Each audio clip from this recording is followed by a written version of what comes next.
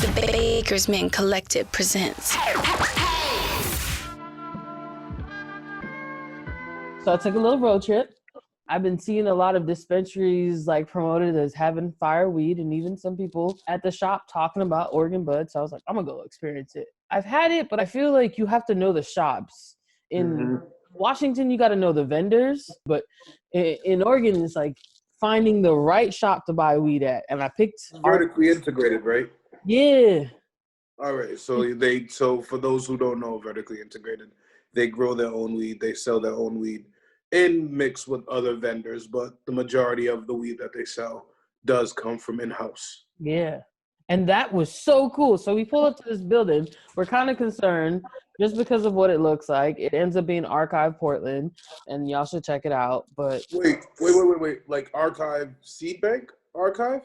I mean, they have seeds because it was a whole grow operation. If it was Archive, like Archive Seed Bank, then we might have to revisit them because they got some fucking heat dropping right now. It was so good. The weed was fire. You go into a small little room, but everything is there. They sell you clones. They'll sell you seeds if you're looking for it. They're edibles and stuff, but they make them. It's their shit. And you just see jars of cannabis in front of you, and they slide you a book. Like, just pick out what you want. How was the pricing? You know, $54 an eighth for top shelf. Yeah. I'm gonna leave it at that. But the weed, though, the weed was beautiful. Well, how would you rate it, like against Washington cannabis? Like, man, dang, wow! I can't even believe I'm gonna say it, but weed is better. So this is the thing, though. Okay. Even though this is not my state of origin, I will always argue in the favor of Washington weed. Like, if you were to take like their best and some of Washington's best fresh, because that's where we get beat out on a lot of shit, is the moisture content law that they have in play in Washington. For people that don't know, you're not supposed to let anything out of your facility that has more than 5% moisture. So that, for a plant, if you throw that into the equation, that little decrease in moisture, you lose a lot of terpenes. Like you lose a lot of the flavor, and a lot of companies have suffered and failed because of this law.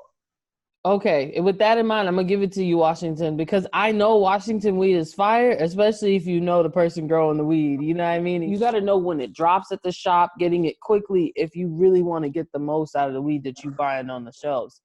Not to say that it's not healthy. That's up to the standards of the people keeping the weed in storage and their inspection levels on their end of the product that they're getting. You know what I mean?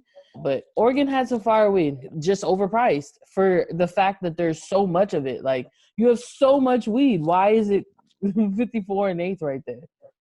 Yeah, they do have a certain abundance of cannabis because of the major scaled outdoor operations that they have.